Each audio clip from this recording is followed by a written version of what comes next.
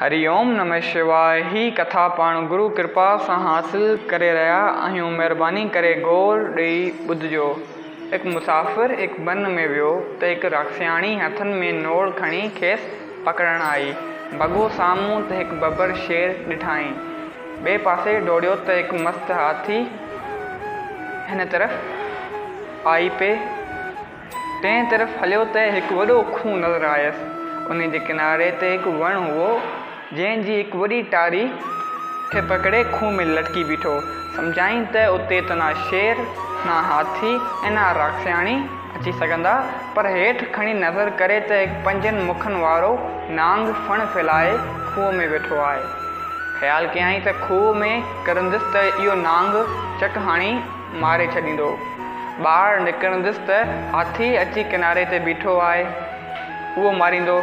इन करे उन टारीअ खे खूब ताक़त सां पकड़ियाई त किरां ना। लेकिन जल्द ई ॾिठाई त उन टार खे हिकु कुओ ऐं कुई पिया खाइनि मथां। ॾाढो परेशान थियो, पर माया जी अहिड़ी रचना थी जो उन वण जी हिकु टारीअ में माखी जो मुहावरो गुच्छो हो, जंहिं मां ताज़ी माखी जी धार किरी रही हुई। संदसि वात में सिधी पवणु लॻियसि। उन मां ॾाढो मज़ो ऐं आनंद महसूसु करणु लॻो। पर आख़िर उहो टारी जंहिं में लटकियल हुओ उहा कुओ ऐं कुई जे खाइण करे कमज़ोर थी भॼी वई ऐं हू हेठि कुओ में किरी ऐं नांग जो शिकार थियो। ही संसार ही उहो वन या जंग आहे जंहिं में असीं पिया था भटकूं। माया रूपी राक्षसाणी वेशन रूपी फांसियूं खणी असांजे पुठियां पई दौड़े। अहंकार रूपी शींहं ॿिए तरफ़ ऐं कामनाऊं रूपी हाथी टे तरफ़ आहिनि। हेठां काल रूपी 5 मुख वारो नांग वात फाड़े वेठो आहे। उमिरि रूपी टारी खे वरी राति ॾींहुं रूपी कुओ ऐं कुई खाई रहिया आहिनि त भले त हेठि किरूं ऐं उन काल जे मुंहं में पऊं। मगर वेश्यन रूपी सुखनि जे माखी जे लार असांखे अहिड़ो त मस्तु करे छॾियो आहे जो सभु जोखा विसारे उन जे मिठास में अंधा थी पिया आहियूं। ऐं आख़िर काल अची असांखे कुटे मारे छॾे थो ऐं सारो मनुष्य जनम ख़राबु वियो, व्यर्थ पियो। चवण जो मतिलबु इहो त ॾिस, पाण जी ज़िंदगी बि ईअं हिकु उन भाई जी तरह जेको भटकी रहियो आहे। हिकिड़ी तरफ़ राक्षसाणी आहे माना माया भॻवान जी, ॿी तरफ़ आहे शेर बबर शेर अहंकार, टी तरफ़ आहे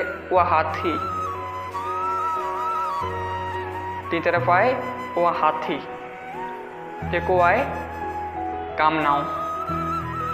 ऐं जॾहिं तूं टारी त पाण बि भॻवान जी ॾिनल टारी चढ़ूं था, हयाती चढ़ूं था, पंहिंजी हयाती ज़िंदगी गुज़ारियूं था, स्पेंड कयूं था, त हेठि वेठो आहे काल रूपी 5 मुंहं वारो नांग।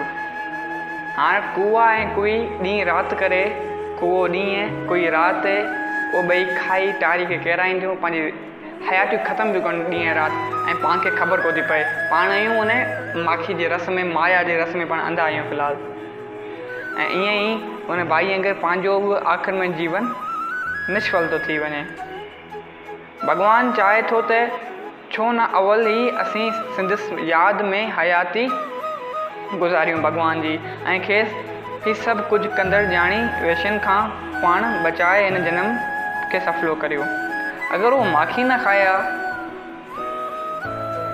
तेसि ताईं हिन टाइम बची पिया न, उहो का न का तरकीब जीअण जी कढी वठे आहे। ऐं अगरि पाण माया खे छॾियूं, टाइम बची पवंदो पंहिंजो, भॻवान जी तरफ़ वेंदासीं। भॻवान जी तरफ़ जेको वियो उन जा सभु दरवाज़ा पाण ई खुला वेंदा, उन जा बेड़ा ई पार आहिनि। चओ जय सिया राम। अगरि ही नंढड़ी सम्झाणी वारी कथा तव्हांखे वणी त हिन कथा खे पंहिंजनि सां गॾु शेयर कयो। चओ जय सिया राम।